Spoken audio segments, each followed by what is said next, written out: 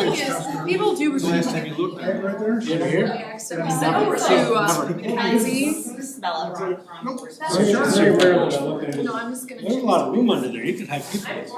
Oh, yeah. So I kind of- Okay. How you have. When I first got on council, they tried to tell me that We have no excuse, we're like 3 blocks if away. somebody came with a gun, you could hide under here. Unless you just I don't know if that really worked. I might just. That's all Plug it and get it. That's He said it's 1/4-inch steel plate under the front, so it's not Yeah. gonna stop everything. That's what they said, I'm not sure I want to put it to the test. Well, if they come with a gun, you're gonna have time to get down there. No. anyway. Yeah, but also. I'll see- One or two of I'll us. see him walking in, Oh, did you find You one? don't know until he pulls it off. Is that movie Super Troopers? we'll see just how fast I can react. Yep. Got power now, Mike? I mean, you could, you just I don't just know don't you're think gonna I have. Green light on? Yep, I do. You don't have a battery for that thing? Yeah, I do. Just ran it out. Yeah. It seems like it's always run, no matter how long I mean, I'm leave it on the listening charger, on camera the I'm entire here. time. I won't make the whole meeting. Huh. Yeah, you know. Yeah. It's got all for hours. I might have you come up and. Isn't there one on the other side? Cause I don't know a lot about your sewer camera truck. Happy New Year, everyone. Happy New New Year. Year. I don't know. Okay. Happy New Year. Happy New Year to you. Well, I was like talking to him too. Where, did you see that? Good, how are you? You sit on this side of that camera all the time, so you can sit on that side. About using power I in think this my room. phone's over here, so. We don't have any over here. I guess I can put my tag over there.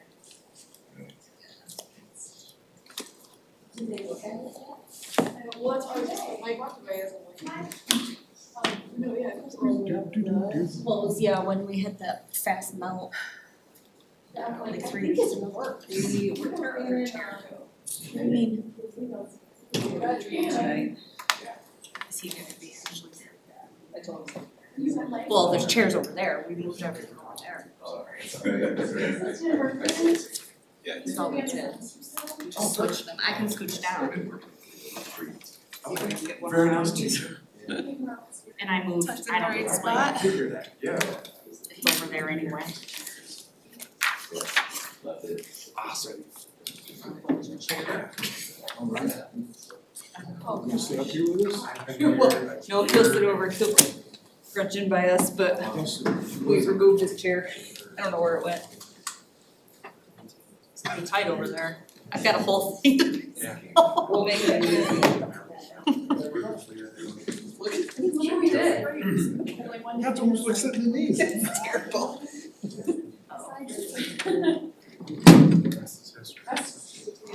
No, that's why I was like, oh, I just failed to put that ready.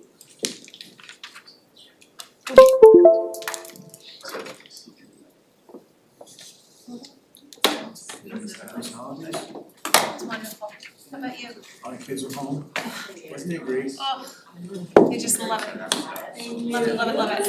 Practicing yeah, and like a good break for, you know, when you switch over. Cozy and Ashley want to all the good stuff. You too, did you travel? Yeah, it was. I just like, there's just so many words on some presentations too, I just passed out.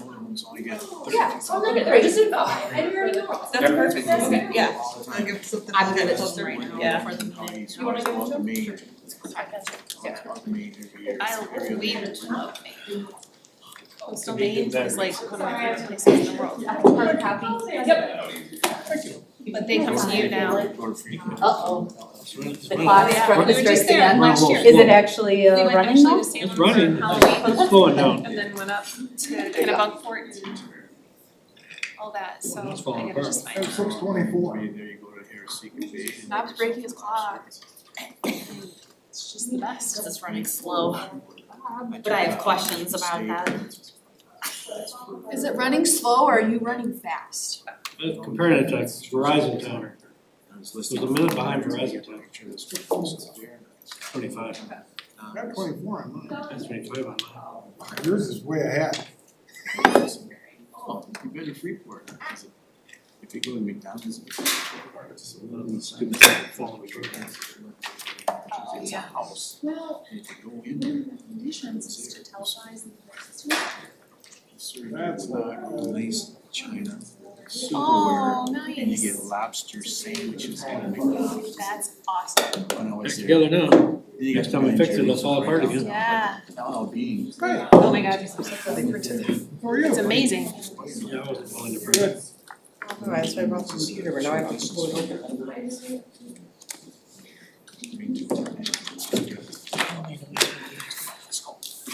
This is a lot of sages. Whoa. Just come in, they got that big trout. This is 24 hours. Yeah. Teach him how to fly fish. So we go. That's literally, I was like, talking this up, and I'm like, Michael it's me at Jordan. 6. Oh my gosh. At 6:10, I was like, oh my god.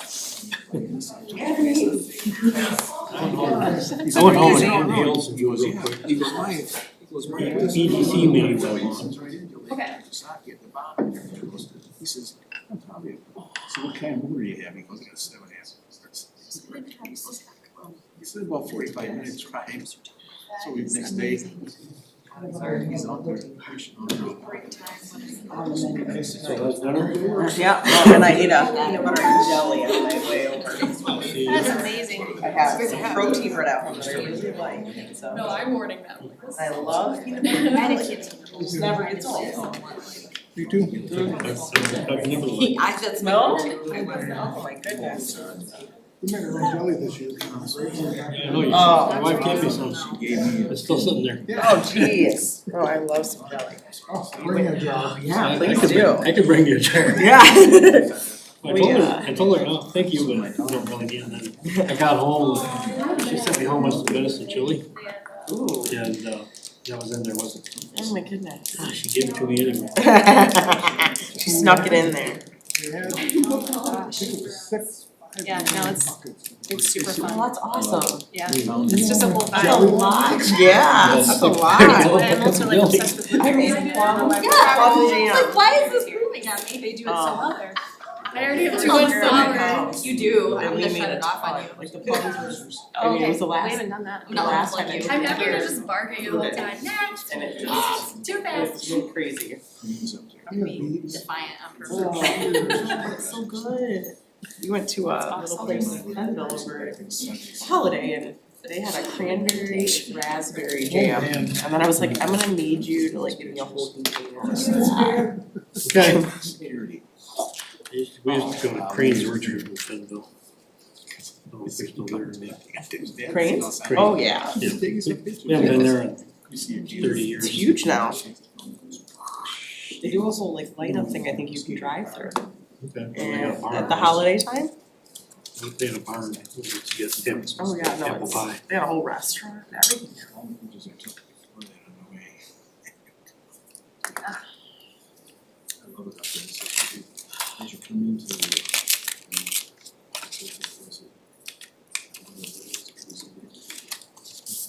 New Hampshire. They're on Saturday, they got their natural. You can stop. We haven't stopped there.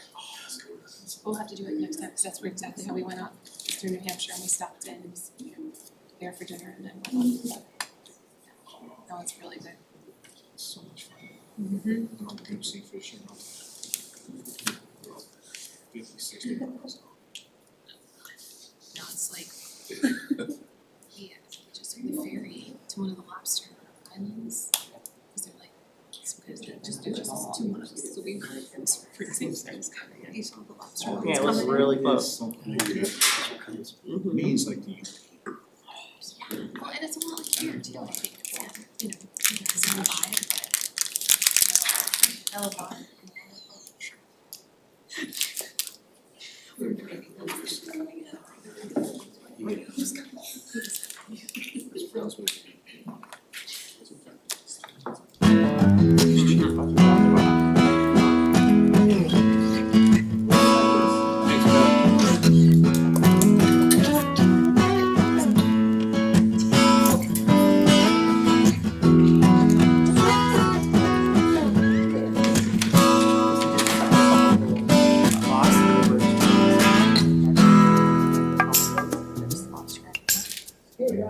All right, thank you, Scott. Welcome everybody to the special city council work session for January 5th, 2026. Would you call the roll? Fritz, Here. Callio, here, Lyon, Here. Dora, Here. Vanessa. Here. Tonight we have a presentation on our asset management plan. Let's see, who wants to introduce this? We'll just call the, okay, Mike. All right, tonight in front of you, we have our asset management plan presented by Miss Leah Bechtel from Avon Associates. Very excited about this. The team's been working hard on it with her for the past 6 months to get this out, so here we go. Great, thank you. Thanks, Mike. Good evening, Mayor Manetza on the council. Nice to meet you guys. Nice to meet you. Right, so as Mike said, I'm here to, can you guys hear me okay? This is better. Better. I have the clicker tonight too, so I can operate that. So I am here to present on the asset management plan. So this is for your water, storm, sanitary, and road systems. And I have my own slides as well. I'm gonna follow along with some notes, and I did print the presentations for you guys as well, just because some of the maps are a little bit harder to see. So I'm just gonna go through some introductions, a project background, go through the asset management planning process, talk about the proposed capital plan that we have, additional recommendations, talk about the financial piece of it, maybe bring in Emily for some discussion, and then do some next steps. This is about a 35-minute presentation, but please feel free to stop me and discuss questions, comments. I would love to have it be a dialogue. So introductions, I did work primarily with Public Works Office and then also with City Manager's Office on this for the past couple years. There we go. And then many members on the Avon Marsh team. So for the new members, our office is actually below public safety, so we're right in the city, and we've been the engineer of record, I think, since 2014, so it's going on 12 years. So myself, Tim Berkman is here, he's our vice president as well, if you have any questions, and then Caleb, our GIS technician, he's out of our Grand Haven office as well, so a lot of members involved with this project. So project background, we're creating a comprehensive asset management plan, like I said, for the water system, sanitary collection, storm collection, and then your road network. So these are all the assets that are underneath your road. Not included, I do wanna have a caveat, it's not your water treatment plant, it's not your wastewater plant, any city buildings or property, parks, sidewalks, marinas, all that. We're really focusing on those distribution and collection assets and then the roads on top. So we've been working with the city since actually 2022. It's been, I think, 3 years since we've been working on this to create 5 reports. We have the 4 systems, and then we also have a combined report to bring it all together. This was a city-funded endeavor, and then we also had an EAGLE grant for over $500,000. So this was the Department of Environment, Great Lakes and Energy. We received money for asset management planning, and then also like lead service line investigation work. So it was a super big win for the city. Grand Haven has a great history of capital planning. You guys have the plan every year in your budget, but this endeavor was getting all that data into a report that we can then show the public, turn into the state, and then have a roadmap for the next 20 years. So an asset management plan, I'll try to keep it broad, and I'll just call it an AMP from now on. It's kind of a mouthful. Takes inventory of your city's assets, so your hydrants, your pipes, your lift stations, your manholes. We evaluate what condition they're in, we develop some operation maintenance activities, what are the capital projects we need to do, and then how are we gonna fund them? I really like to show this slide. It shows just a great cross-section of a typical right-of-way that you have in the city. There are a lot of assets under the ground that we don't always think about, that I don't always think about, honestly. We have water main, hydrants, storm manholes, sanitary manholes. There's so much infrastructure that you guys are responsible for maintaining, in addition to the roads, sidewalks, curbs, everything within your right of way. Then you also have, of course, TV, telephone, electrical as well. So. The why of doing an asset management plan, you want a plan that you can share with residents. Budgeting and planning for those dig once projects, you will save money. If you're digging up the road, we want to make sure that we are covering everything that needs to be dug up and replaced. This will help extend the life of assets, and it will save you guys a lot of money. So asset management, I tried to keep it super broad. It's 5 steps. It's pretty easy. It's asset inventory, what do we own? Condition assessment, what condition is it in? criticality rating, okay, what is the condition of this asset compared to this asset? Capital improvement plan, what needs to be replaced, and then financial analysis, how are we going to fund it? So those are the major 5 steps, a lot of data in between them for us. So at a glance, this is your asset inventory. I won't read all the statistics, but you have water distribution system with almost 80 miles of main, valves, hydrants, service lines, and meters. Your sanitary collection system has 60 miles of sewer, over 1,000 manholes, and then 13 lift stations. And then storm is over 40 miles of sewer with 800 manholes and then almost 2,000 catch basins. You also have almost 50 outfalls, which are like to creeks and streams that end up in the Grand River, so. And then your road network, you have almost 60 miles of major and local roads. So you guys have a lot within your city limits. So we'll start with your water distribution system. Your water system was built primarily in the 20s. So a lot of your system is over 100 years old. And then a huge push was in the 60s. The federal government gave out a bunch of money in loans and grants for upgrading public infrastructure. So you'll see that 1960s age a lot throughout the presentation. It's cast iron main, it's 4 to 6 inches, which is undersized for what we recommend. But we do have a good knowledge in GIS of where all the pipes are, age, material, diameter. We have a good idea of what's going on with your water system. So that's just a map of the system. The red are the transmission mains. So you do have river crossings and it's a very large system. Part of your water system I do need to know as part of our asset management activities is water service lines. I'm assuming you guys all know about lead service lines and needing to replace lead. So we have been working with the city to create a dashboard showing every single service in the city. It's on your city website and we were able to review records, go through investigations in the field, and this is what we have today. You have 2,800 lines that are copper and plastic, so we're all set. 600 plus are lead, confirmed, we've seen it, and then 1,200 still need to be identified. So that's where your water services are at. I'll just give an update on the water service line investigation. So you have 4,751 services, but you typically have to investigate one service at 4 spots. So it is a huge endeavor to figure out what your materials are made of. So one is at the corp stop, so that's one in the graphic. That's where you find your lead, so it's right at the main, so it's typically underneath the road. So investigating it is super expensive and you have to tear up the road to find it.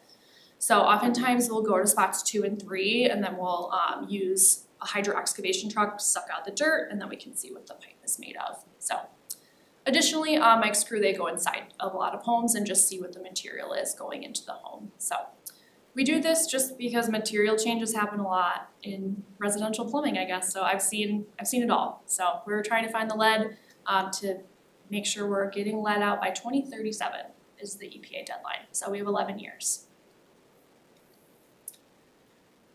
Any questions on water? I'm gonna move on to sanitary. So your sanitary collection system, it was built primarily in the 40s through the 60s. Most of it's clay. Clay pipe is super common. It can last a long time if it's constructed correctly. We have a pretty good idea of where all the pipes are, location, material, and diameter. I don't know the exact age of a lot of the pipes. A lot of it is just atlas maps. We have like very old maps showing the status of the pipes, but pretty good idea of what's going on. And then this map shows all the lift stations in the city as well. Your storm system, this is the system I know the least about. It was built primarily in the 50s. Concrete, very common. I have a pretty good idea of the location, material, and diameter, but the sanitary and storm systems used to be combined, so when they separated them, a lot of stuff went on that just wasn't written down. So there's a lot of mysteries, unfortunately, below the road, so we had to assume a lot for the storm system. So for your road network, you have 59 total miles, 22 are major, so that's just based on the volume of traffic that you guys have. And then 37 are local. This is an Act 51 map that we certify annually to the state, and then we receive funding based on this map. So. Any questions on what you guys own? I'm gonna go into the condition of what you guys own. Questions? I don't know what a lift station is. We'll Lift get there. station? Would you like to elaborate? Yes, okay, so Lift station is when, so most of the sewage in the system, it flows by gravity, so the pipes are at a very minimum slope. So most of sewage, when you flush your toilet, it can do gravity all the way down. But eventually the pipes get so deep that you have to have a lift station which has a pump, and it will take a huge amount of sewage and it will lift it up to a higher elevation and then use a pressurized pipe to force it to the treatment plant at East End. So there's 13 around, and I think the wastewater plant used to be where Culver's was, so a lot of the system was already designed to go there.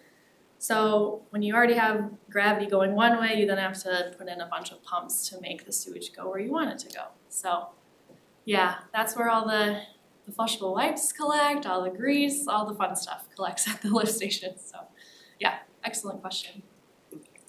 Do most of these lift stations have emergency power, or does that have to be brought to them? Yeah, typically we do like an automatic transfer switch, and we'll have an on-site generator for all lift stations. Just so that if there's a power outage, it automatically would do backup power, because if your lift station backs up, I mean, that is a potential for sewage to overflow. Yes, sorry, I know you're eating. My bad. Okay, so condition assessment, how do we look at the condition of all these assets? Water distribution, we look at the age. If the pipe's 100 years old, unfortunately, we have to replace it. It's just beyond its useful life. Nothing lasts forever. And then water main breaks. There was 127, I think, and there's some that we haven't even accounted for this year that the guys have been dealing with. So I did include pictures in the presentation. This is Columbus and 7th water main break, just to show you how disruptive a water main break is and how expensive it is.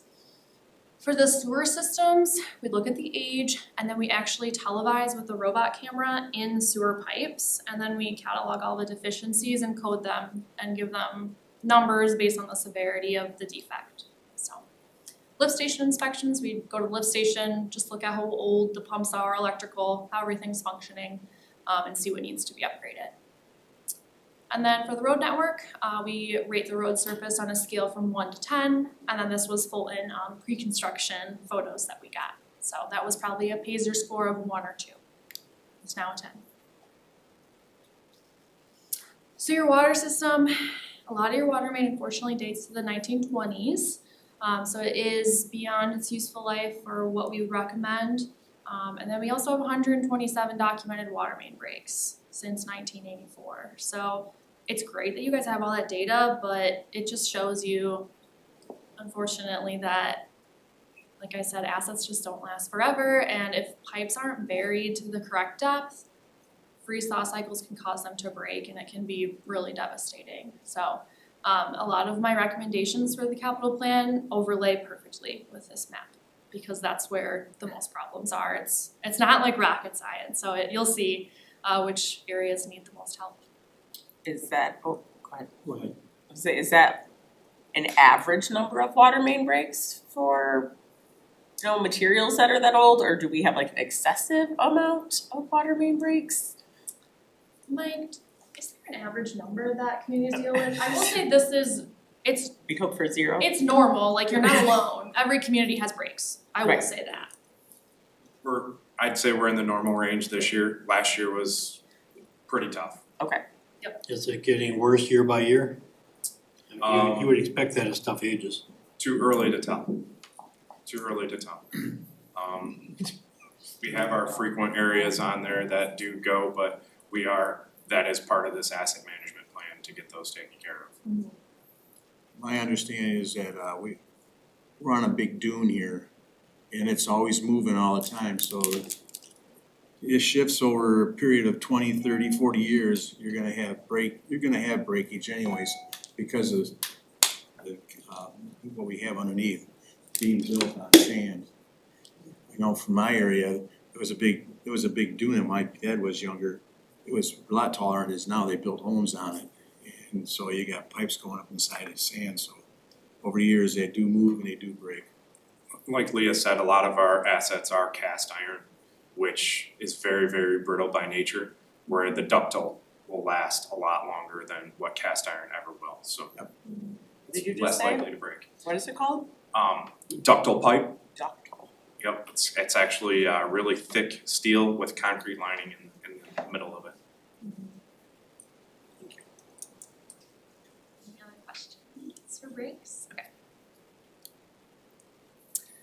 did include some pictures I asked from Mike, just of some recent ones. So Robbins and Gillen was a pretty bad one. Sorry to bring it up, Mike, but I do want to show you guys just how disruptive it can be. And once it does break, it will completely fracture. It's very, I mean, the water's so pressurized on the inside of the pipe, so it's a very disruptive. Albion Slayton had a recent water main break as well, so you can see the pipe up there. So crews have to completely excavate the whole area.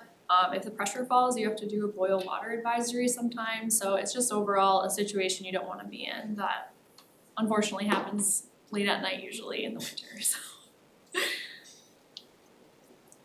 For the condition assessment of your sanitary system, so I talked about we want to televise, get a robot inside the pipes and see what's going on. I had about 25% of the system. I had televising data for about a quarter of the system. So it was about 10 years old, so we had a good amount of data, but we didn't have televising data on the whole system. So that is my number one recommendation if I'm ever looking at a system, is to televise the pipes right away, because you can then see what's going on. So we were able to make a lot of recommendations, but there's definitely some investigation work to go with the sanitary system. A couple of pictures I want to show you that this robotic camera will show. So this is Ferry. Cracks are pretty normal on clay pipes. Clay is also brittle. I don't know why they picked clay and cast, but they're both brittle.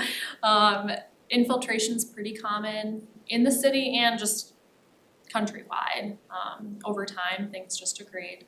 And then there's a ton of roots. Trees love sewage, so they'll get the roots between the joints, and then the roots will expand, and then they'll eventually bust the pipe. So it's a huge problem. Some other problems that we see, Grant has some cross bores from other utilities that don't know that the pipes are there. So that's the Grant storm system. I think there's a cross bore through there right now, or if it's been addressed, I can't remember. Huge roots that we're seeing, and then just voids coming into the pipe. So that's infiltration, is water that you're paying to be treated at the treatment plant, but it's really just groundwater. So you want to eliminate as much infiltration as you can. For the lift stations, Kennedy Industries partnered with us and helped us do some investigations in 2024. We just reviewed the major components, so just site access, electrical, valves, piping, on-site generator, all that stuff. Pump stations and lift stations don't last as long as water main infrastructure and other things. They can have sometimes a 25-year life. If you take really good care of it, you can extend it, but lift stations are expensive, unfortunately, and they don't last a long time. Pumps just need constant maintenance. So. For your storm system, we didn't have a lot of data. I didn't have any televising data basically on your storm system, so this is something I really would encourage seeing if we could televise it. We'll talk later. Mike has purchased a camera truck for you guys, for the staff, so I'm super encouraged that we can start to look and see what's going on with the storm pipes and get the data. So storm is kind of a mystery at this point, but we assume that if we're doing a water and sanitary project, we'll do the storm pipe on that project as well, just to keep that dig once philosophy. And then finally, road network. It's pretty easy. We have a PASER system. It's pavement surface evaluation and rating. It's a really common rating system in the Midwest. We rate roads on a score from 1 to 10. 1 is the worst, 10 is the best. So with your annual resurfacing, Cutler is looking a lot better in front of the school.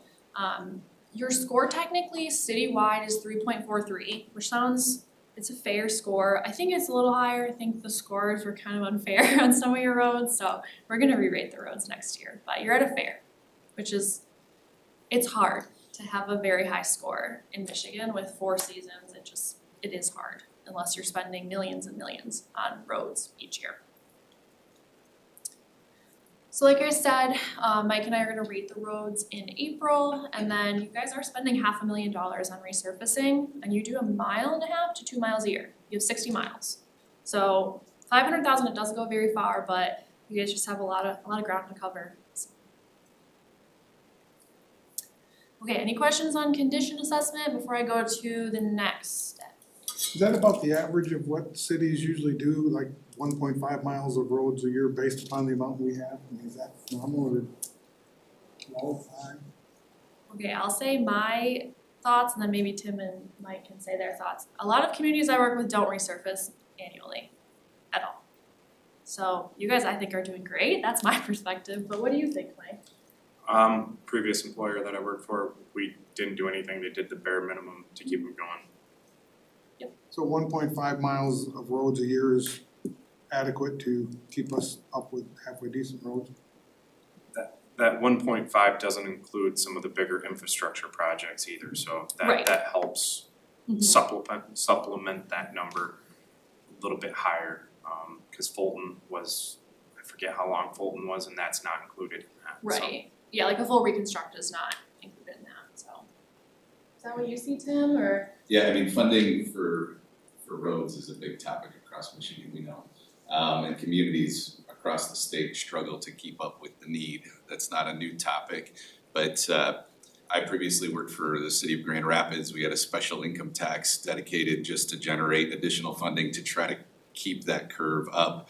Absent that, we would have fallen significantly behind because we did projections of, based on a current level of funding, scenario, what would that do versus, the influx of the income tax, which was significantly helpful. But Leah's right, it's a curve that you're always trying to push the ball uphill in terms of trying to maintain a good or fair condition of your roadways.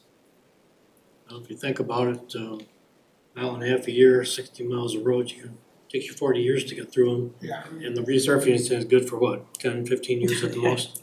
Yes. So you can't catch up. at Yeah, that rate. resurfacing is not the solution, that just helps keep it going. A full reconstruct and redoing the layers is the ultimate solution, but it's very expensive, so. This doesn't include crack sealing either, because we do crack sealing also, which prolongs the life of our road, which when I first got on council, it was kind of like a not do thing, and your roads would turn in like, a mayor would call it, a donkey trail.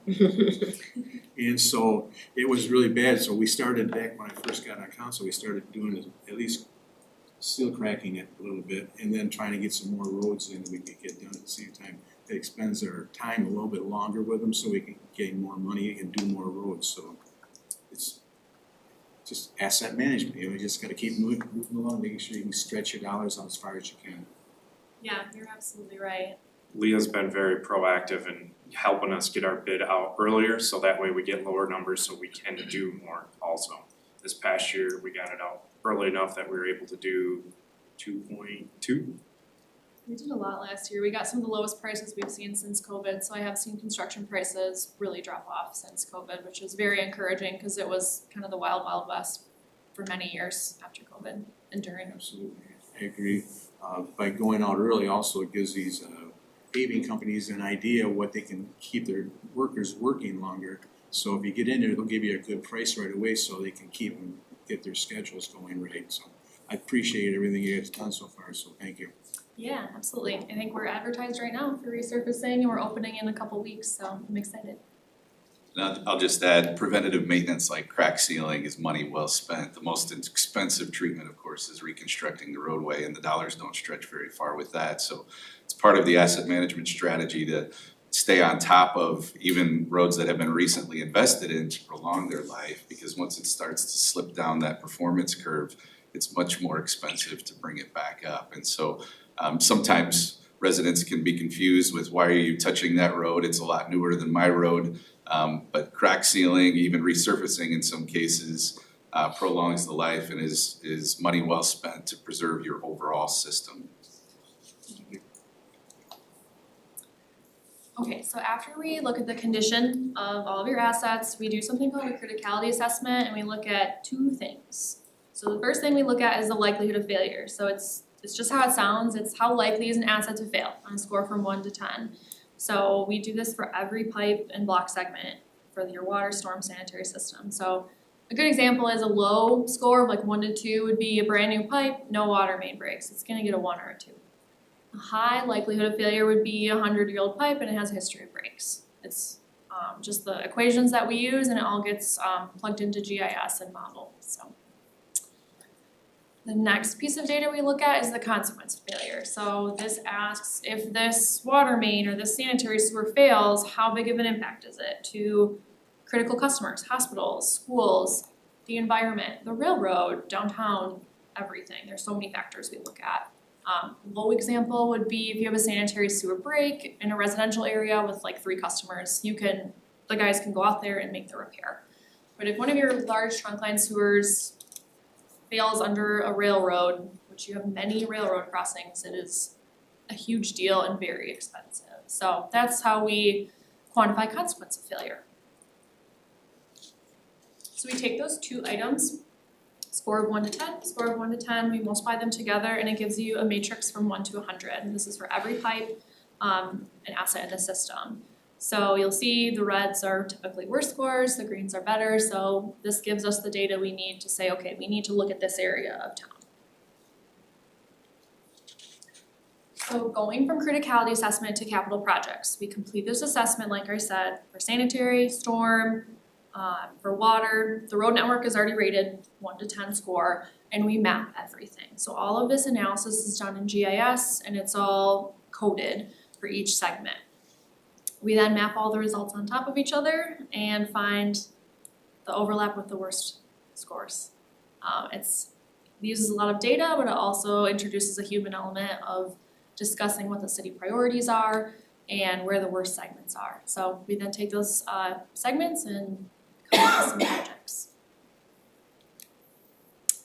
I do want to note for capital planning, you can pick capital projects based on a lot of factors. Today, I'm focusing on asset management driven, so this is purely looking at the condition of your assets, and then also how compatible is it with other road and utility projects in the same block. You can also do a project because of development. You guys have had a ton of development recently, and your sanitary and water pipes sometimes aren't big enough, and they're a little bit old and they need to be upgraded. There's a ton of reasons, as you know, why we do projects. So I try to keep the lens of just 1 and 2. I will say these are not final. These are the recommendations I have today based on the data I have today. I always want more data, but I take all the data I can find, and we were able to find a lot of projects based on your water main breaks, televised data we had, and then the Kennedy lift station inspections were super eye-opening. So I'm gonna show you the capital plan in 3 groups. So I have a map, and then you have the table on the next page. So these are the first 4 projects that, with my analysis, then talking with staff, these are the most pressing projects that I recommend. So Columbus and 7th, those are already in progress, we'll talk about. And then Grant and Ferry are new projects that I propose. So 7th from Clinton to Beacon, this has been on a priority list for how many years? A long time. So this one, I was already told, is on the city's list to redo. So it also has older utilities underneath, so it's going to be a dig once project. We will be redoing every utility underneath, doing a full streetscape from Clinton all the way to Beacon. So I think it's 7 or 8 blocks. So we have received, I think, $1 million in MDOT funding, and then we're also funding with city funds and pursuing grants for this one. So we are starting design this year on that project, so it's really exciting. Here's the 7th Street businesses. Columbus from 4th to Beacon, I think this is more, correct me if I'm wrong, a development-driven project and an infrastructure project. There's currently a 4-inch water main on Columbus connected to a 12-inch, creating a bottleneck, so we do need to upsize that main to a 12-inch. So Columbus is in need of utility reconstruction, and it's already 75% designed. So both of those projects we'd like to construct in 27 and 28. We'd start right after Coast Guard and then construct into 28. The next project that matched up almost perfectly with all the results was Grant Street. So Grant Street from Beacon to Coburn is 1 mile exactly. And this doesn't usually happen, that your water, sanitary, and storm, the worst pipes all match up. That almost never happens. But Grant Street was a pretty good example, where all the utilities are in very poor shape and your road is, I think, a score of 1.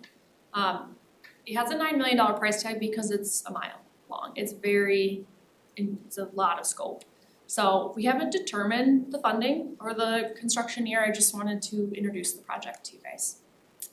And then finally, Ferry Street from Robbins to Grant. This one, I'd like to line the water, sanitary, and storm pipes. I understand that the township recently did a project on Ferry Street. So when you line a pipe, you can put like a resin pipe inside the pipe, and then it expands and it becomes like a hardened pipe on the inside and extends the pipe's life for, they say 40 years, but the technology hasn't been around that long, but it is a really nice technology. So this means you don't have to dig up the road. So that is my, unfortunately, number 4 recommendation, and I don't have the funding or the construction here yet, I wanna discuss with you all. Ferry project, how much of that was just redone? Like, I can't remember how far it went. That entire thing you saw on the map was just redone. I was gonna say, cause I'm pretty sure I lived through that and it was really awful, so it was a little PTSD coming back. So we need to redo what was just done. So the Ferry Street project was a township transmission main. So it was the township's utilities, not the city's. But it is in the city's right of way, is how I understand it, so, cause the township gets their water from the plant as well, so. Yes, that was a very disruptive project, but the type of work I'm proposing doesn't rip up the road. You go in the existing manhole and then you can just line it, so it's minimally invasive. So we don't need to replace any of that pipe? Which pipe are you referring to? The pipe you just said you wanted to line, we don't need to replace any of that? Which pipe, I'm sorry? You just said we're gonna line that water, sanitary and storm pipes. I said, so we don't need to replace any of that pipe. Yes, that's correct. That's the answer I expected, okay. Yep, so we use the lining option when we have situations like this where ripping up the road is not desired or a possibility. Sometimes if there's like a highway project and the pipe's in okay shape, we can line it underneath, so really good technology and it saves significant amounts of money, so. So in your rating though, Ferry Street's still rated very low in the rest of it, so this is still like needed, it's in the priorities, Oh, yeah. it's in those 4, okay. Yep, these 4, like, 7th Street, I do agree with as a project, but when we started this was already on the city's priority list. So that one is kind of a combination of, and correct me if I'm saying this wrong actually, but it is development driven, there's new stuff coming in. Washington was done in 2014, 7th Street businesses have been asking, I think, to have their streetscape and all that redone as well, so. We've done a lot of those cure-in pipe, we've done quite a few of them here in Grand Haven already. Yes. It extends the life of the pipe is still pretty decent yet, but it's got some wear marks in there. And they end up you can line them like that, and you get another, 50 to 75 years, maybe more out of the pipe, which is really, really good. Yeah, that's what they say, they keep It's a extending lot the life. cheaper. Yeah, it performs really well. So the Columbus project, originally thought that would start in late 2026, now it's pushed back another year. Yeah, that's our current plan, and Ashley or Mike, jump in if I'm saying this wrong, but we were thinking of, so Columbus and 7th intersect, we were thinking of bidding out the 2 projects at the same time so that one contractor hopefully would get it.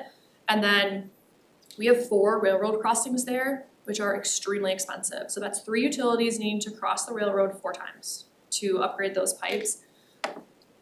If you do all the projects at once, you'll get more favorable pricing. So that was our thought. Is that what we're thinking? That we are just trying to do them at a similar time to get in, get out? Yeah, I think that's exactly the case. It just presented when we looked at it logistically and from a budgetary perspective, it made a lot of sense to look to combine that mobilization into one project for minimal disruption. I understood they interacted because they crossed. So now we're pushed back the start of the Columbus job till the following year, 27. Because it was originally gonna start late this year. Correct.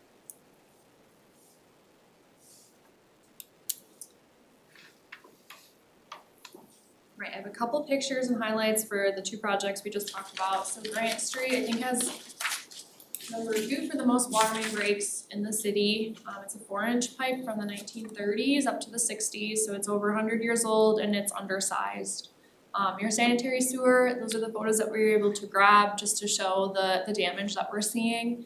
And then the storm sewer, we're seeing cross bores, root growth, and then public works crews have noted that failing joints are causing sinkholes in the road. So Grant is a concern.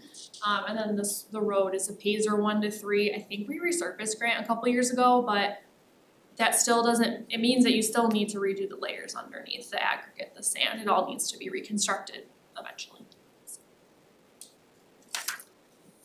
So Ferry Street, proposed lining of all utilities. So Ferry Street's had a lot of water main breaks. It's a 6-inch 50s cast iron main. I think it's shallow at some spots, which can contribute to why it breaks. Sanitary sewer is in decent shape. These defects you see, we can grout them. Like the robot has an ability to grout remotely, and then we can line over it. So we propose to do that just to minimize the damage to the new road, so. Any questions on group 1 before I go to group 2? Was the storm sewer main on Robbins Road, was that recently redone? As part of the county ran project? I wanna say yes, in if we're the- thinking about the same segment. Is that? If we're thinking about the same segment, then yes. That's relatively new. Yes. Okay, so group 2 focuses on your lift stations and then your 2 storage tanks at Mulligan's Hollow. You have a 2 million and a 500,000 gallon tank there. So the lift stations, 3 of them, I propose a complete rebuild and replacement. That's Bryan, Duncancourt, and Vilmar. Harbor, Robbins, Wayman, and Grand need various pump upgrades, electrical, valves. Each one's a little bit different. I just tried to summarize it on this table. And then your last 2, your storage tanks, about every 10 years, you typically have to do an epoxy or paint coat on the inside and outside. So it just costs money to maintain them, but they last over 100 years. So it's about time for you guys to do the recommendations that we got from the engineering subcontractor. So this is group 2. And then group 3. This is my next group of projects I'd recommend you pursue after groups 1 and 2. I still think these are very important projects, but groups 1 and 2 are pretty pressing, just based on the data. I'll go to the next slide for the table version. So Colfax, Woodlawn, Fourth, Hillcrest, and Taylor all have significant water main breaks that have been repeated multiple times, that we'd like to address, and then also upgrade sanitary and storm, and then upgrade road. Washington Ferry to Albee does have pretty poor utilities, and this one also presented itself as a possible development streetscape project. I know we have that block of businesses, we'd love to also give them a nice new streetscape, so that's in the plan as well. So the last 2 were brought to my attention by Mike, but I had to add, Doris is having some road stabilization issues. So we'd have to do some sheet piling, utility improvements, and road reconstruction. That would be a hard project. There's only 1 access point into those homes on Doris. And then Tank Hill, it's not a residential road, but we do have, I think, a lot of utility companies, Comcast and all that use the tower for communication. So having that road available is very important, and I think it needs to be stabilized with some major sheet piling. So those are 2 that we did add, just for time sensitivity. So beyond capital projects, sorry, I have a couple more recommendations I recommend. Do you guys have any questions on capital projects now, or we can just wait till the end as well to discuss? Keep going. Okay. So additional recommendations, you do still have 1,200 service lines that need to be investigated. We do not know if there's lead there or not. So I recommend spending some of the revenues from your water utility bill to cover the investigation work. I believe we can use funds to cover the investigations. I recommend starting right away. Spending, I think we were thinking around $750,000. It's just expensive to excavate them, so unfortunately, just to investigate would cost $1 million to see what the pipes are made of. So once we've identified where all the lead is, I anticipate you're gonna have 1,000 lead service lines left. You have about 660 currently, and I think you'll have another 400 when it's all said and done. So I'm just estimating conservatively at 1,000. We estimate about $10,000 per replacement. So I'm just, for discussion purposes, $10 million is needed in the next 11 years to replace all the lead. This is just the water service line, it doesn't include the main pipes. So currently we're pursuing a state revolving fund loan, and they have received word that The EPA has infused hundreds of millions of dollars in grants into this program, and we're really encouraged that we can get a 50% grant. So we applied for $10 million, so we're hoping for a $5 million grant. So we'll find out in September. Couple more recommendations. Going back to your asset inventory category, I recommend ongoing GIS cleanup. There's a lot of unknowns out there in the system, and the more we know about it, the more the guys can understand for misdigs, we're not having chances of cross bores. Reviewing those as-builts and upgrading your system is very important. You have to know what you own before you can then figure out what needs to be maintained and upgraded. We do help you guys with that, or I say a full-time GIS staff could be hired just based on the amount of work I've seen. Lead service line investigations, we talked about that earlier. Condition assessment, this one is a recommendation I would love to see televising your storm and sanitary system. This is just to get the condition, and it would be $3 million to do it. I do know that Mike has recently purchased a camera truck himself. Camera trailer, so this is the entire setup that the guys could do. And that was a cost of $165,000. If you were to hire staff internally, it would not cost $3 million to hire it out. So you have options, but taking care of your system and knowing what's down there is so important. That will extend your assets more than anything. So PASER rating, so that's rating your roads, we're working on that. And then annual lift station inspections, another item, you just have to maintain lift stations. I think the guys are doing a great job, but if you can have Kennedy do them or train staff, that would be great. Okay, and then operations and maintenance. Based on the size of your system, I do see that similar cities have dedicated utility personnel for root cutting, jetting, cleaning of your sanitary and storm systems. That's typically 2 guys full-time, and I don't think you guys have capacity now, just with like the misbig requests you get, and other duties that you have, so. The remaining lift stations need minor repairs in terms of rebuilding pumps, impeller damage, electrical upgrades that I did want to include that can maybe be done as an operations expenditure. Okay, so moving on to financial analysis. You guys last had a rate study in 2018, and I think Emily does rate increases per the state inflation rate multiplier. So they vary, your rate increases each year based on what the state says. So I was able to pull from the Ottawa County Road Commission. They compile rates every year, and it's very fascinating to look at all of your neighbors' rates. So the city of Grand Haven, you guys are paying about $1,000 a year for your water and sewer together. Your NOW's customers, so like the townships around us in the village, Spring Lake, all that, they're paying $975 a year on average, and then Ottawa County is at $972. So you guys are right on with your rates. I applaud you guys for pursuing those adjustments because they have to happen. You can't not raise rates. You know, the inflationary is the minimum that you should be doing. It's a hard question of how much you want your rates to be just because you guys are different than Allendale, whose system was built in 1980, versus you guys have a 100-year-old system, you support millions of tourists, you have a lot more properties and things that you support in Grand Haven because of who we are. So hard question for if we want to do a rate analysis, if there's any wiggle room to increase them. That's a discussion that would probably be best for you guys to think about and for Emily, so. And then I did want to just quickly go through the funding options. So there's lots of sources for paying for these projects. Act 51 funds are given every year from the state, about $1.6 million.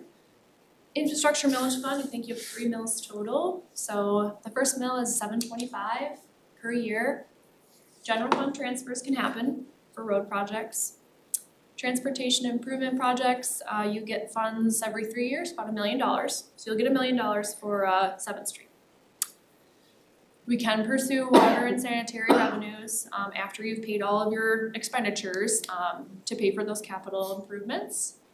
And then Emily helped me with these last 4 debt payments you have. You guys have debt payments from 2028 to 2034 that are over $2 million. So those are dropping off in the next 8 years. So it frees up options for you guys for the next projects. So next steps, what do we take with all this information? We'd like to finalize the reports. They should definitely be updated every year, they're not final, they're always living documents. Curious to see what you guys think about the financial component, and bringing in city manager's office and Emily. And then if you agree with the capital plan, adopting any changes as you guys do your next budget season. Next for us, you will see in the next January meeting a proposal for our 7th Street design fee. We did get the survey approved, so survey's all done. DWSR project plan, that's for doing the report to replace lead service lines, so we'll assist with that. And then if you do support some investigations of service lines, we would do administrative contract assistance for that, so. These are the schematics we put together in 2019 for 7th Street, so we're very excited to dig these out and look at them. You probably can't read all those and I won't go through them all, but I just did wanna note, we do have a whole grants team, their job is just doing grants, for our core clients, at no cost to you guys. So Joelle has been working with the city for over 10 years. Ashley and Nick have been great. So we have 10 grants we're applying for you guys this year alone. Safe Streets for All, this was a road and pedestrian safety study. 100% grant, $356,000 that we were just awarded. So it's super good news. The rest of them I won't go into crazy detail, but I'm happy to answer any questions. And obviously you'll see the resolution when it comes to you guys for the ones that require a match. So I know you guys like to see all the ones we apply for. So it'll be a busy spring for us. So exciting stuff. Okay, thank you so much for your time. I'm so happy to answer any questions. Appreciate getting to work on this project and work in the city and for the city. It's been really fun. So Okay, well, thanks. Any questions? thank you. Oh, it's just a lot, it's a No, lot. thank you. Yeah, it's Just wondering where we get $30 million. That's only part of it. Yeah. Right, just wondering. That gets you started. Yeah. And the 3 groups that they had listed up there alone and just quick figuring, it's 55 million for just those 3 groups. That doesn't include Just all the the start. other ones. Now, there's funding that's associated with that Mhm. by a certain percentage of, I'm sure, but not anywhere near 55 million. Yeah. So that's a considerable amount that, you know, we have to look at that's going to be coming our way in the next 6 to 20 years. Yes, and I don't wanna be the bearer of bad news, but I mean, there's more projects. Yeah, There's lots more other, things that aren't even covered in here, I'm sure. yeah, yep, these are the most pressing ones. About 20 years ago, we started looking at all the infrastructure projects and we tallied it up. We had something like $30 million worth of work, and a couple years later it was $40 million worth of work. We've been doing those projects all along and it's still $40 to $50 million worth of work, because every time you pick something off the list, there's something else on the other end of the list. It just keeps coming. Yeah, it's really hard when you have a older infrastructure as a city to balance that. I understand. One thing we did do a few years ago was some of these funding options where bond matures and will free up money. We rolled that into a permanent millage that will gradually absorb these amounts, turn them into an infrastructure millage that will sustain itself over many years, but it's not gonna generate $55 million. It'll have some money each year, and then there's the capacity for how much can you actually do in a year. Exactly, and how much, can the residents take for construction every year? There's a lot of consideration, so you guys have been busy the last 5 A years. lot to do, and we didn't get here all at once. It took many years of using this stuff, using the utilities to wear them out. Absolutely. I just wanna say one thing, I wanna say thank you to the staff and all our employees that work here, because they maintain all this stuff for us and they do such a fantastic job of it. I know from the years gone by that it wasn't always, it was, once it's broke, you fix it. Now we're actually doing pre-maintenance on it a little bit better than we ever done when I was younger. So I've been on council for 22 years and I've just seen it just create improvements over the year. How staff and everybody has just worked, dug in and made sure that we got things working very good. And having this plan here is gonna be absolutely a fantastic thing for us, because now we can actually see what we can do and head in the right direction. We did it before when we first started doing like Sheldon, and that was our first major project. And wow, that was deep trenching there. And so you're right, when you gotta have lift stations to move everything around. I remember the old plant sitting down here at the end of Sixth Street, you know? That's my old neighborhood. I grew up down there, so I know exactly where it went. You got that big station down there, big pumping station. I don't know how we wanna live next door to that, but everything goes down there, then it transfers over to the other side. People don't understand how the whole system works in the town. It's pretty complicated, so. Thank you for all your hard work you've done here so far for us and getting us in the direction that we need to go. I just had a quick question, but yes, thank you so much for a very well done presentation. Just a clarification really, so talking about the criticality assessment and then the consequence of failure. In that consequence of failure, is there an assessment on kind of that cliff financially? So, you know, all of these assets will be kind of what you mentioned, you're gonna go and it's gonna be a certain amount to fix it and then all of a sudden it's gonna fall off a cliff. Do we have that way to define this, or is there any data that we are looking at for that part of it? I know that we do analysis for major components of whether it makes sense to rehabilitate it or the financial analysis of if we should just replace it. That does happen, like with Public Works and with certain assets, but some of them, a lot of the pipes in the ground, it's hard to fully rehabilitate them when they're just, like you said, at that cliff of they're already at past their useful life. Okay. Today, they're 106 years old. So it's not that we're gonna see all of this coming at us, but it's more, it's already happened.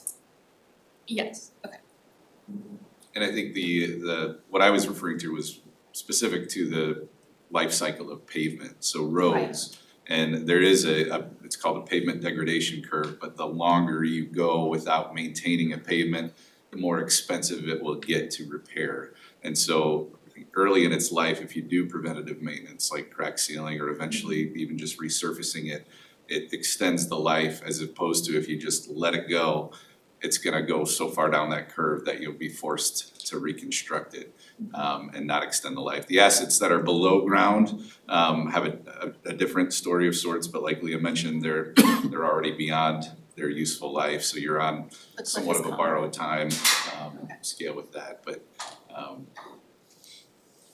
And then I just wanna understand better on that ferry project. It sounds like there's combined municipalities involved in that, so they handled one part of it and then we have to kind of go back in and handle ours. Is that the case? I mean, do we have a lot of those kind of overlapping projects? This is one where there was a big transmission main for the township, required opening the road. We had a big new pipe, the entire length of what she showed us on the map for that pipe, and then we had to redo laterals. Now she's saying we don't have to reopen the road, we have to line the pipes that are still on the ground. They're already there. Yeah, and I think that to that extent, there were two different projects, there were some budgetary decisions that had to be made, but we're looking in the last few years here to better prioritize and strategize, so as Leah said, we're not digging more than once per se, and we're finding those efficiencies and opportunities to only complete a project once, so to That speak. one day, even when there's other municipalities involved, I don't know how many projects would even be in that situation, but I don't know. okay, well, thank you very much. Thank you. All right, thanks. Well, we have 5 minutes before we start our next meeting, so we're going to take a break. We'll be back in 5 minutes. How are you? Good. Same to you.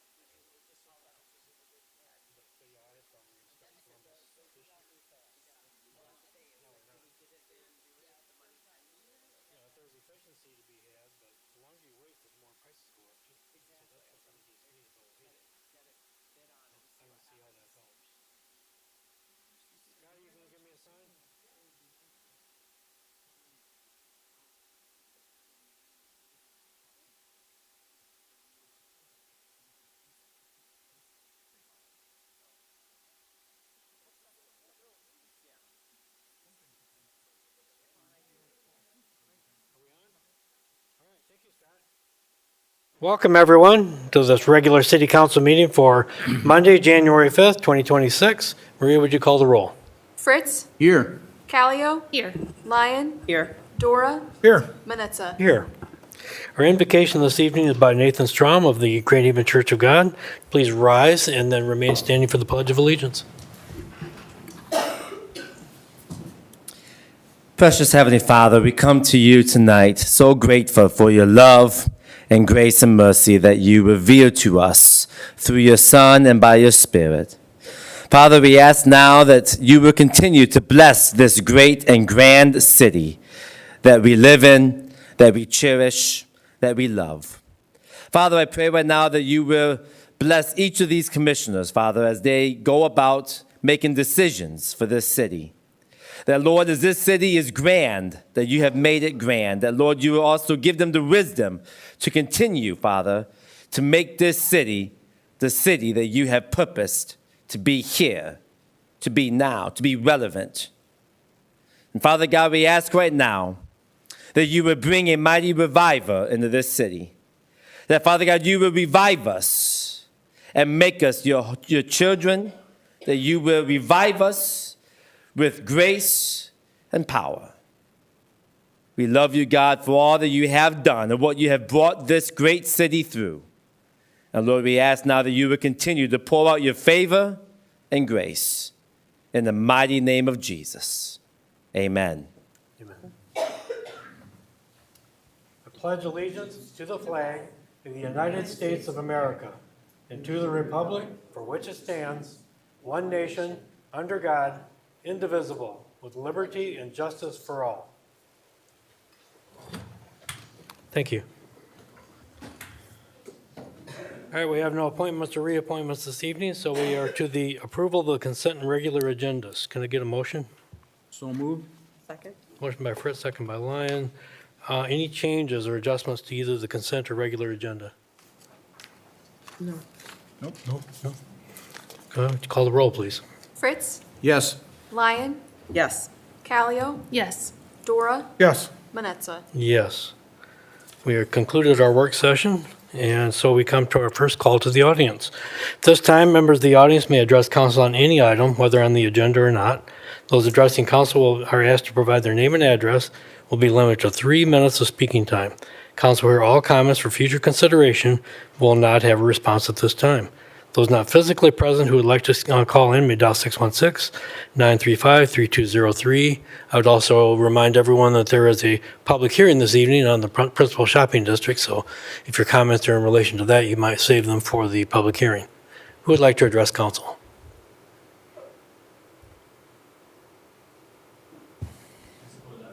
Come on up. Hi, my name's Zeb Boskel. I live at 1841 Waverly.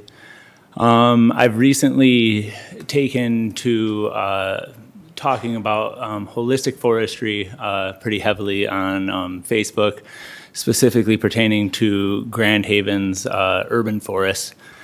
And I've been a little bit frustrated because the way I see our current forestry plan going is going to leave us without a forest. We're going to continue to cut trees down. They're all sick. We don't have like one disease. We have many diseases. And when every tree in the ecosystem is sick, we have bigger problems. I came here with a board, actually. It's in my car still, but it's got essentially the history of Michigan's forest ecosystems, pre-European settlement on it, and now. And obviously, things were a lot different back then. We used to have elk, we used to have bear, we used to have wolves.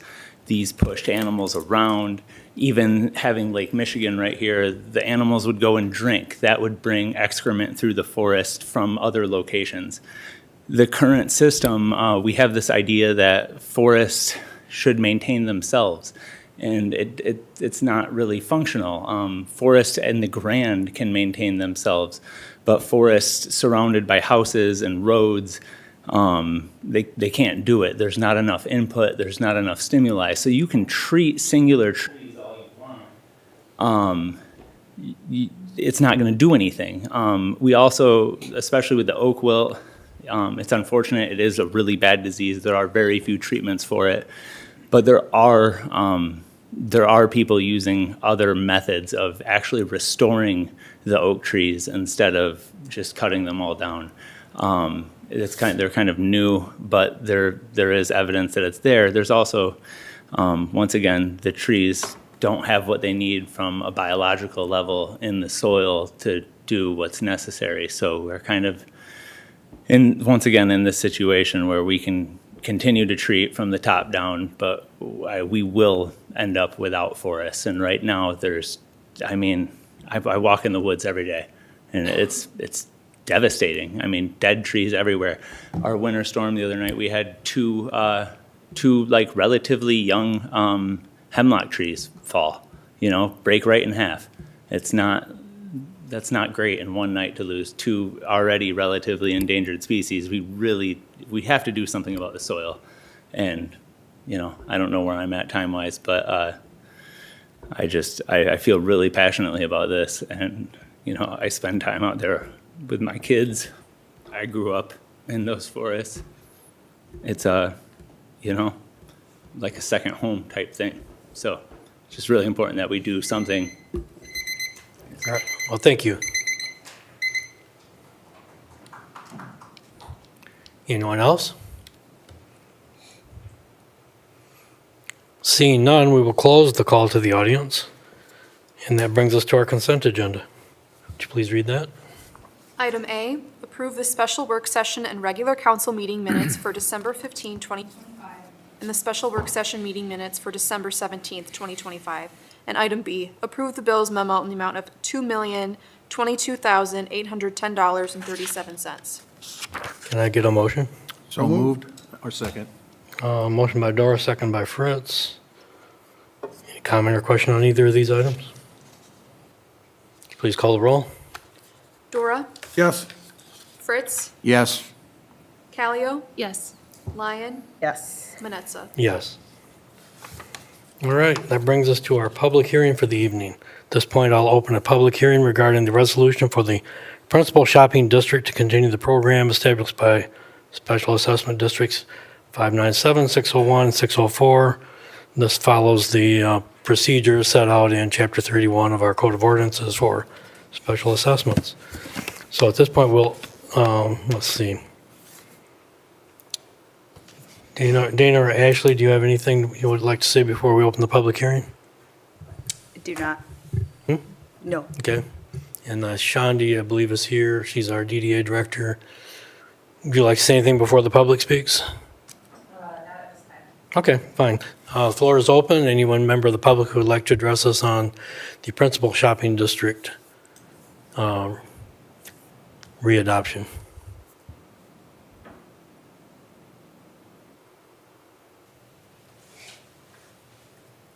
No one? Well, if no one would like to speak, then we will close the public hearing.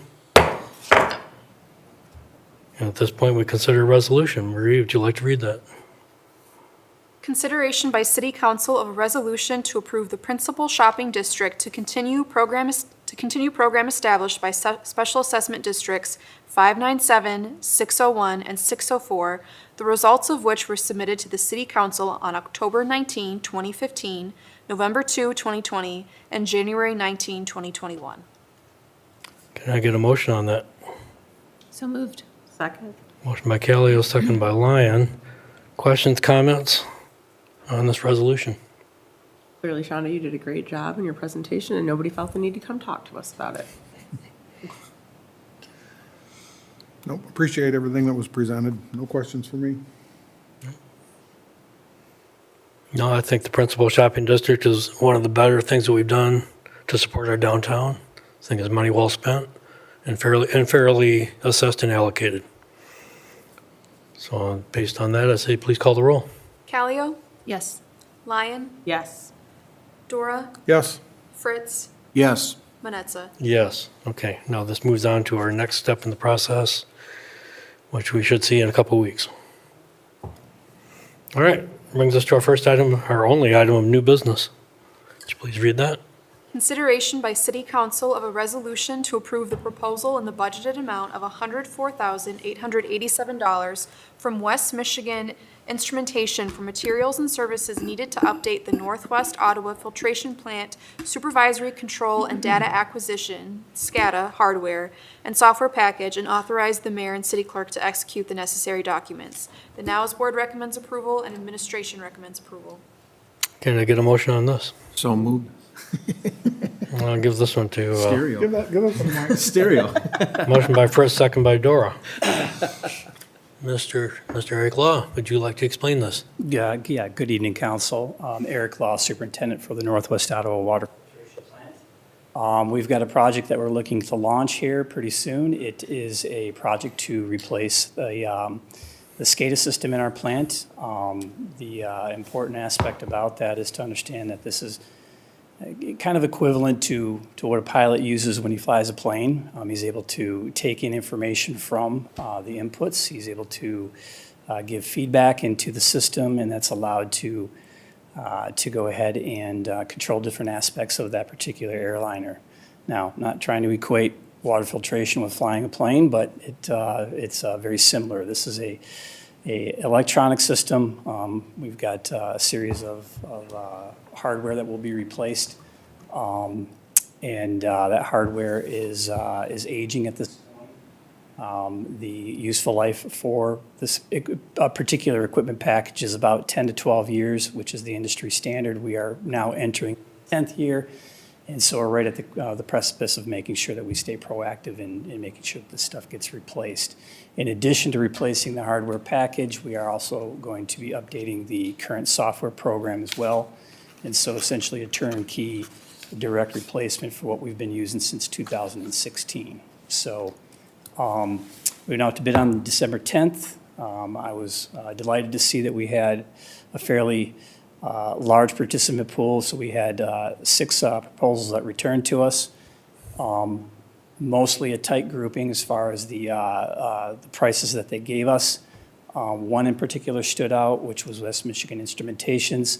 It is an organization that we currently work with right now from a service contract standpoint. We've done for well over a decade. So I'm pretty pleased to see that they had provided a proposal that was the lowest. And so our comfort level with recommending them to take this project on and update our system was a very easy one for me. So tonight I'm asking for the council to approve the contract with West Michigan Instrumentations for a price not to exceed of $104,887. All right, thank you. Questions? Every time I see a set of bids where one of them is very low compared to all the others, it gives me a little bit of pause, but you say that this is basically your incumbent contractor who's been supporting you all along? That's correct. As a matter of fact, they're the ones that did the install in 2016 as well. Okay, so that gives you the comfort that their price is both fair and realistic? Yes. Okay. And you know what you're getting? I do. Okay. Yep. All right, sounds good to me. Okay. Please call the roll. Fritz, Yes. Dora, Yes. Lyon, Yes. Callio, Yes. Manetza. Yes. And that brings us to a report by the city council. Who'd like to go first?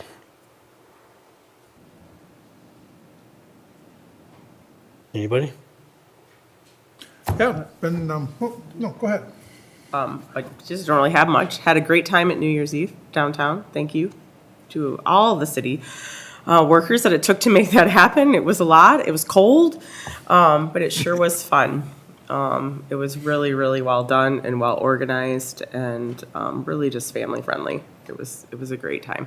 Happy New Year. Yep, been a quiet couple of weeks. Enjoyed holidays with family and friends. The ball dropped. Thank you, staff. DPW, everybody that helped put that on and make it go off without a hitch. Couldn't ask for it to be better, other than maybe another 20 degrees warmer. It was cold.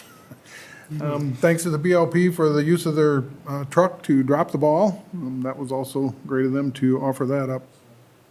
Had a great time. Hope everyone has a good new year and looking forward to accomplishing many things in 2026. Well, you don't want it warmer, it's winter time, Mike. It was worse than winter. You expect it to be cold. Yeah. Yeah, I hope everybody had a great New Year's and a very good Christmas. And don't forget, there's still a lot of people that are in need out there yet today, so Salvation Army, anybody you want to make your donations to, feel free. There's a lot of need right now, and it's not going to get any better for them. Price of food's going up, everything's going up, and trying to figure out how you're going to support each other. So if you have it, please pass it on to people that need it. Okay. Just Happy New Year. Okay, Thank fair you. enough. Same here. Thought we had a good holiday season, great celebration on New Year's Eve. Now we can all come into the new year with fresh energy and fresh outlook and high hopes, and so Happy New Year to everyone. Report by city manager. Nothing for you this evening, but we'll look to have some public project updates for you at your next meeting. Okay, thank you. And that brings us to our second call to the audience. So at this time, members of the audience may address council on any item, whether on the agenda or not. Please give us your name and address. You have 3 minutes to speak. You'll not get a response at this time. If you want to call in, it's 616-935-3203. You would like to address council at this time?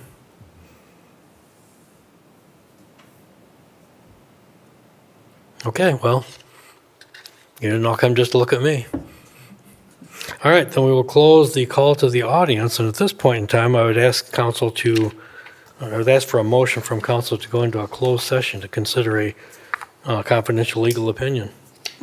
I'll make that motion. No fucking. A motion by Fritz, second by Dora. Would you please call the roll? Fritz, Yes? Dora, Yes. Callio, Yes. Lyon, Yes. Manetza. Yes. All right, so when we come out of our closed session, we'll immediately adjourn the meeting. So you're welcome to stay here and wait, but there'll be nothing to wait for. Thank you.